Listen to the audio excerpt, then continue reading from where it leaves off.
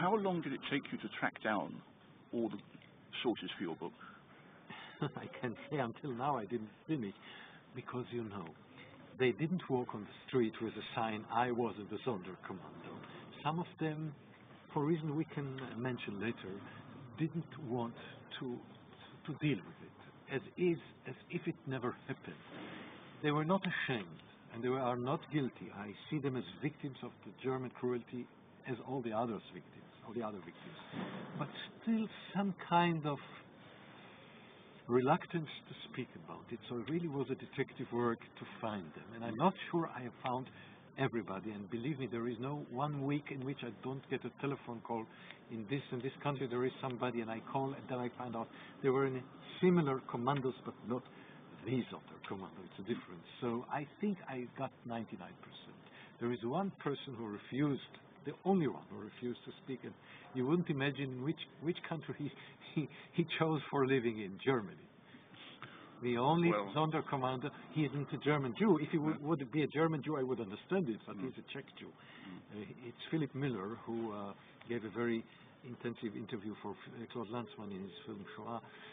For reasons unclear to me, he is still living in Germany, and he's in very bad condition. I called the other day. He's very, very sick. He can't speak even. But he is really the only one of all the survivors I discovered which refused. We corresponded. He sent letters to me. We spoke on the phone, but he refused to give me an interview. The only one. The people you have interviewed, what is their attitude? Are they ashamed what they did, or do they feel so forced to do it that they've had to suppress their feelings? Or? They had to suppress their feelings at that time already. I think if they would not suppress their feeling, none of them would survive. I think they are emotionally more dead than alive. I think a person who kept his emotions could not survive there for 1 second, because it was a place full of corpses, of ashes. Sometimes you met your own relatives there, and you had to throw them into the fire. Who could, with emotions, who could bear this? It's unbearable. So I think they lost their emotions already in Auschwitz, and but you would be surprised how normal, in brackets, how normal they are. If you would meet them on the street, you wouldn't notice anything. They have, most of them, families. They have a normal life. They have professions, and I think they are unhappy people, because after years there, you cannot be a happy person. They are not happy, but still they have children, even grandchildren, and they have new generations, and this in a way they see as a victory, that they are alive, that they have grandchildren, grandchildren. For them it's a big victory. Have any of them talked about their experiences before you address them? Have they published anything about them? Yes, of course. Well, nobody published anything except Leon Cohen, who is in the book, and who he was the so-called dentist, cynically called the prisoner, the Jewish prisoner who had to pull out the golden teeth. I was lucky enough to find him still. Then he died quickly. He published in 1947 in Greece his reminiscence. It's not very detailed, but he did, and he was the only one. The other one who published before I started was Philip Miller, which I mentioned. With the help of a British journalist, he published his memoirs in English and German. But for me, more important was to present the questions I wanted receive answers to. And of course, this literature is important. But you know, as a journalist, that it's important to present your own questions and to get the answers, which was not an easy task, because none of them was very glad or enthusiastic to speak about this time. I don't think, well, in a way they have some kind of guilt, a sense of guilt. I think they should not have, they shouldn't. But in a way, undertone, you felt something. I think they were ashamed that they had to be part of this crime. Compulsory. Nobody came there with happiness. They were forced to do it, but still they were part of this machinery, of this cruelty of the Germans, and they were sad and felt the tragic of their life. But they had no reason to feel guilty, since nobody did anything wrong. On the contrary, they tried to ease the last moments of the condemned to death, to give them some kind of dignity. I'll give you an example. Yosef Zakar told me, the man who is still alive in Israel, when he saw the naked women before him in the undressing room, he tried to not to look, not to embarrass them more than they were embarrassed, ashamed, to look anywhere, just not on the naked body, and do other things which will ease the last seconds before the death. And I think they tried to be good-hearted until the end, in an environment which was so cruel, brutal, and sadistic. So I think they should deserve our gratitude and not our criticism. In the whole of the Holocaust picture, how does the Jewish community look upon the Jews and the Sonderkommando? Unfortunately, for many, many years, the Sonderkommando got a very negative image.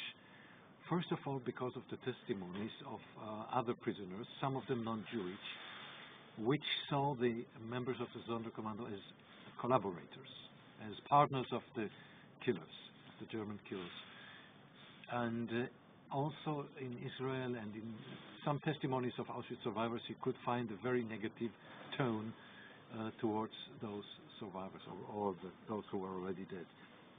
I think the main reason for this is just not knowing the facts. They didn't know that being a part of the Sonderkommando was not your own choice. You were not asked, do you like it, do you not? You were taken and you were there, and with no alternative. You couldn't run away. You could kill yourself. This was the only alternative. That's all. So people didn't know the facts, didn't know the background, and they were very one-sided in judging those members, who themselves, I emphasize it, are to be seen as victims, not perpetrators.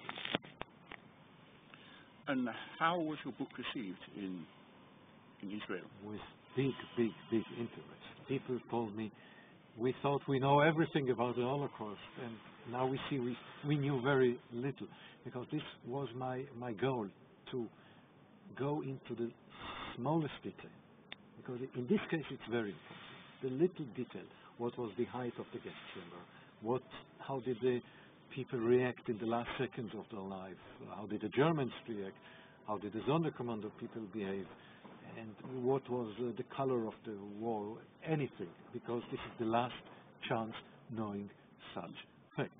So in Israel it was really big, even from professionals who didn't know about this. Some even didn't know that there are survivors of the Holocaust. They told me.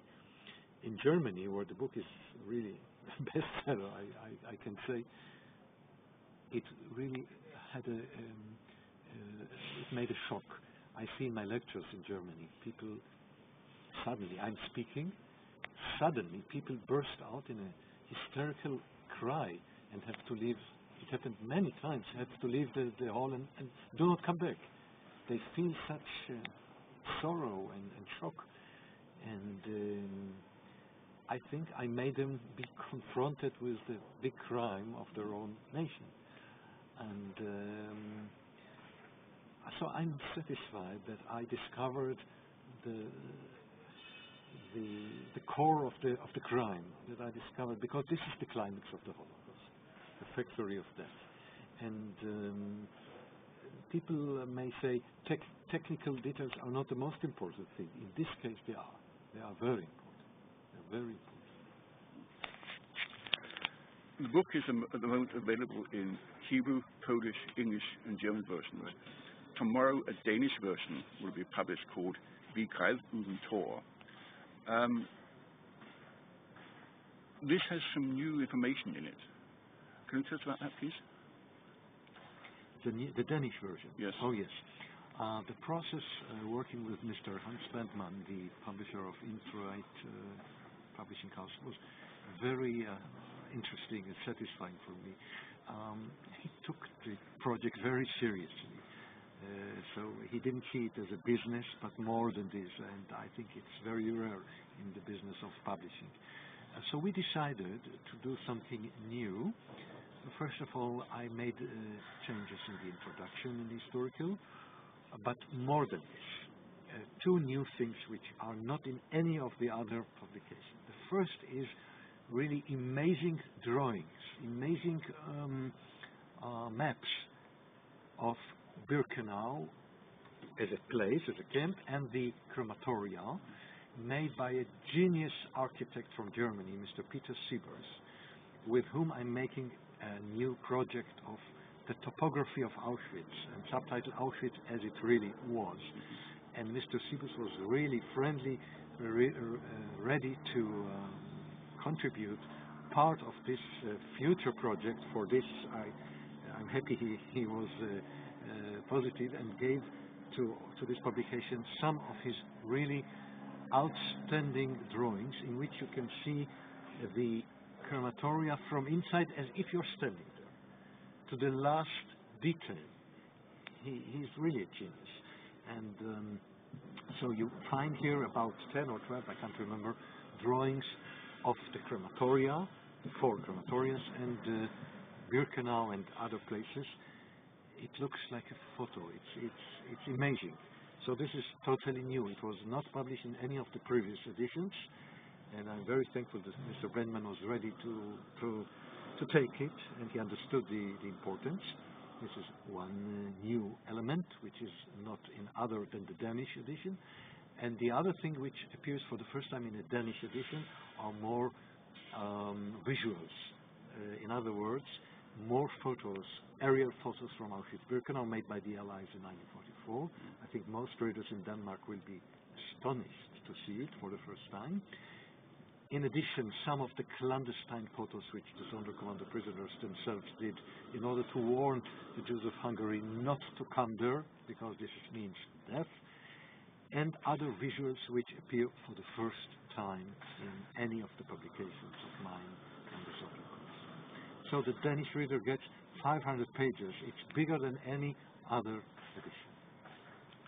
And will these drawings and photographs go into the other language editions when they're reprinted? I can't tell